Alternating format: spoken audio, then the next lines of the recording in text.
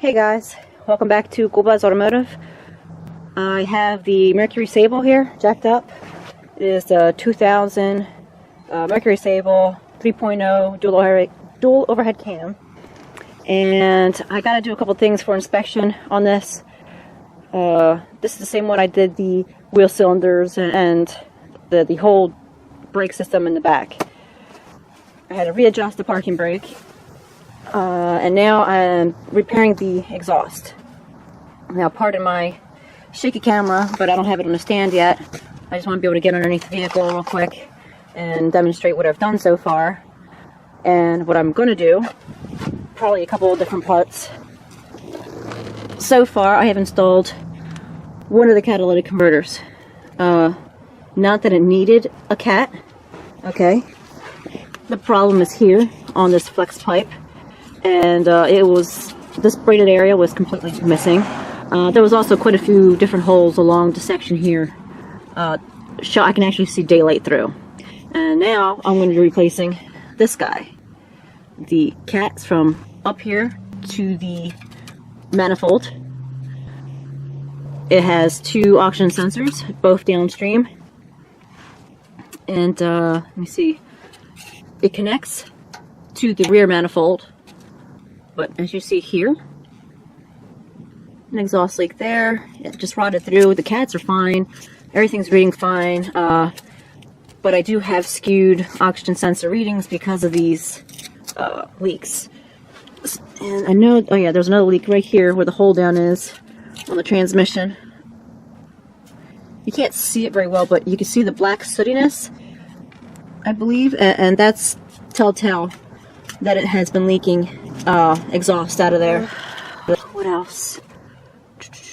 Okay, so the main purpose of replacing, let me see, is because of the exhaust leaks. I want to get that done, situated. There is a break-in period with these cats, which I have followed. Basically, warm up the engine, let it do it at its own, on its own accord, gradual, at idle, no acceleration. Let it get up to operating temp, and then hold the accelerator to either 2000 or 2500 RPM and hold for about 3 minutes, and then let it come back down to idle, which I let it come down to for another minute or two, and then I shut off the vehicle. And the rest of the procedure is let it cool off on its own accord again, and that's the break-in. These are Eastern catalytic converters. This is my own vehicle. I know that these cats are not too bad for my area. Reasonable price. I think that one was about $200, I want to say. And this guy that I'm replacing today is about $250. So really reasonable. And they seem to hold up well in my area, the Rust Belt. Okay. What else? Oh, I have a ball joint on this side to go ahead and replace. Can you see that? There you go. I've known about this for a while. Just haven't had the opportunity to take care of it. But now for inspection would be an opportune time. I'd rather do things legitimate. Here I am on the driver's side. And this is also really bad. I didn't know how bad. My father's the one that usually drives this vehicle. Let me see. Here's the ball joint. My father is usually the one that drives it.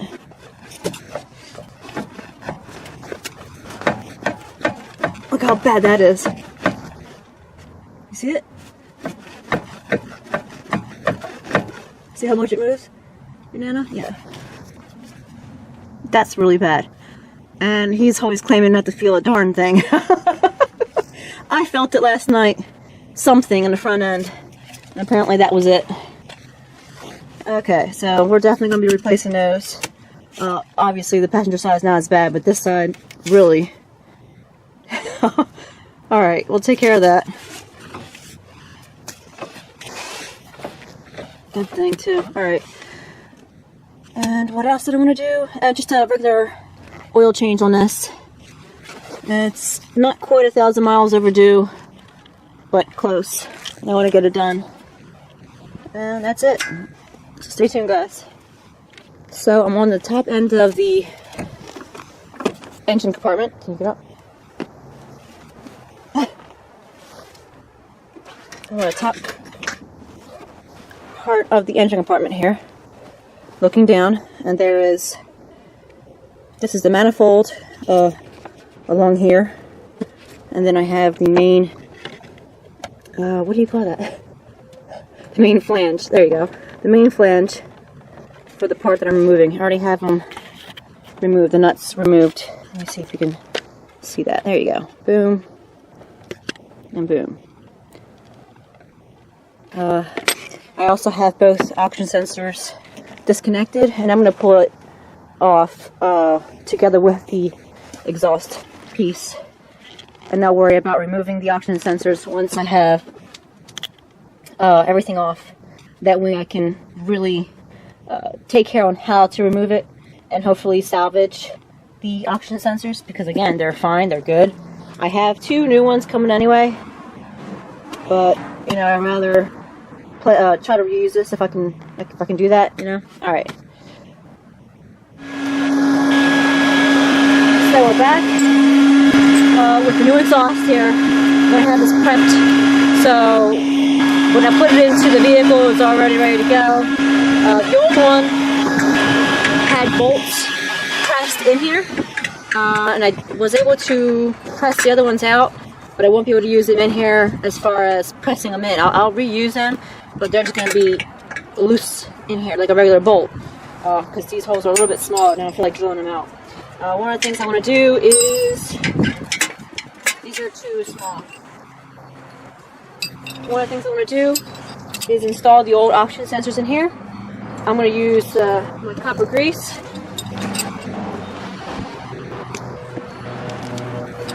It's a high temperature copper anti-seize. I believe it's copper. Brown and bromine. Yeah, okay. Copper graphite. It's typically what I see used on oxygen sensors, and I've always used it on anything high temp. Now, Allen keys, socket. I'll go to 10. Symbol. Perfect.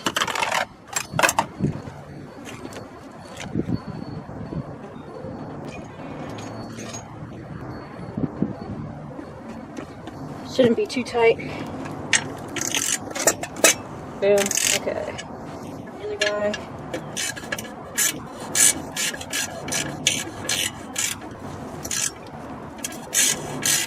Sweet.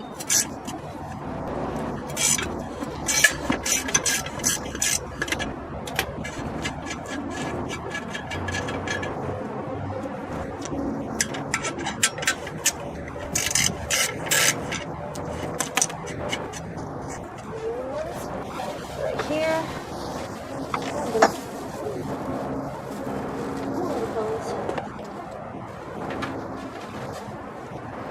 Got the 2 old oxygen sensors here.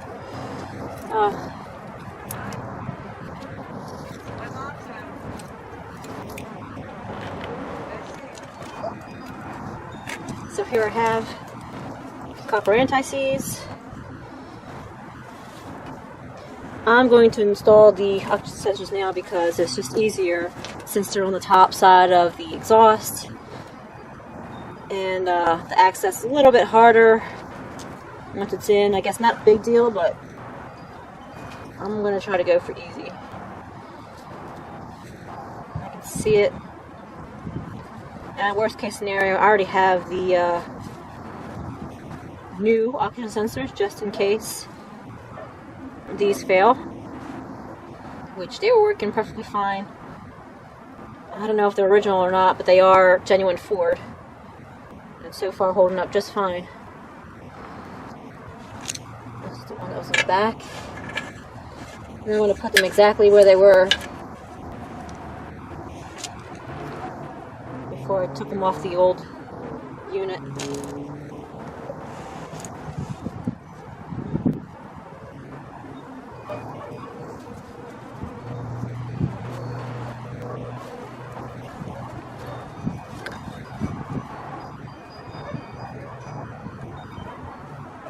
There we go. don't need that much. But this would definitely facilitate removal in case I need to.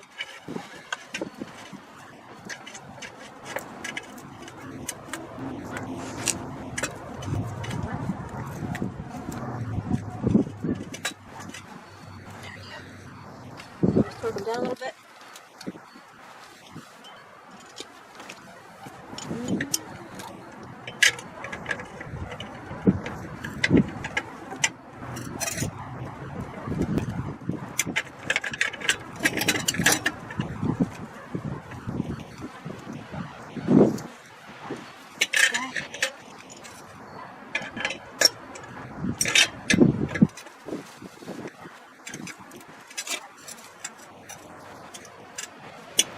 One thing I didn't realize, I didn't get the gasket, or it didn't come with this unit, which I thought it would, the gasket here on the end. So for the time being, I'm just going to reuse what I have, and I'll make sure to pick another gasket up now that everything is freshly done. It shouldn't be that big of a deal to remove and bolt and to install the new gasket if necessary. See here, there we go. Just want to be sure about this nice and tight. Okay. There we go.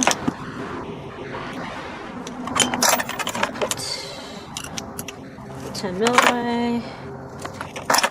Let me store these guys. Also made sure there was nothing in the cat area here, as I've seen, where paperwork has been shoved in there for the exhaust system. I have no idea why. It's a really bad place to install instructions or whatever. I still have some residual tape on here. Not a big deal, but I'm trying to eliminate any kind of stink of burning plastic. Okay.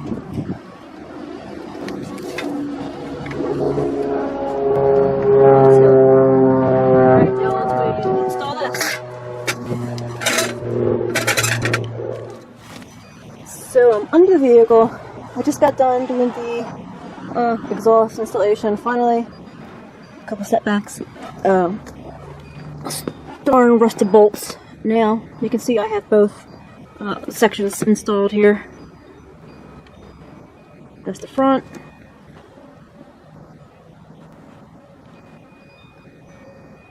And then I have both sections. This is one piece. It goes to here, and then also it joins to the rear bank. And then there's the second piece, second cat, joins to the resonator and back. Just wanted to show that. I still have to do the break-in, and I'll demonstrate that later. I also just got done doing the oil change and filter. Always use Motorcraft or for Ford or AC Delco for the GMs. I just feel better with the OEMs, the OEM filters and such. They have check valves which help with starting. And now I got to get to the ball joints, so I'm going to go ahead and do the passenger side first. I've got to get that done. And I have one sway link in the back and the rear that's completely missing. I guess rusted away. I still have a little piece of the bottom still attached, but that's it. Alright guys, stay tuned.